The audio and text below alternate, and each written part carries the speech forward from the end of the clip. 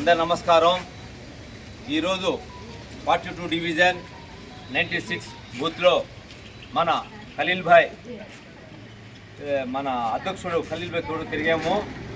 అదేవిధంగా మన రాష్ట్ర ముఖ్యమంత్రి నారా చంద్రబాబు గారు చేపట్టిన సంక్షేమ పథకాలు ప్రతి ఇంటికి వెళ్ళి వివరించినాము.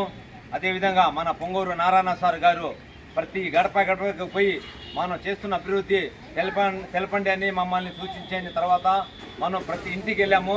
గత ప్రభుత్వం అరాచకం ప్రభుత్వం, వైసీపీ అరాచక ప్రభుత్వంలో జరిగిన వాళ్ళు బాధపడి మమ్మల్ని వివరించారు. అయ్యా, గత ప్రభుత్వంలో ఒక్కరికే తల్లికి వందనం ఇస్తున్నారు, ఈ ప్రభుత్వం వచ్చిందన్న ప్రతి పిల్లలకి తల్లికి వందనం ఇస్తున్నారు. చాలా సంతోషం పడినారు. వీళ్ళకి ఏ సమస్య వస్తే కూడా ఈ ప్రభుత్వం, కూటమి ప్రభుత్వం ఆదుకుందానని వాళ్ళే హామీ ఇచ్చుకున్నారు. వాళ్ళు ఏంటంటే ఇప్పుడున్న ప్రజలు చాలా సంతోషంగా ఉన్నాను.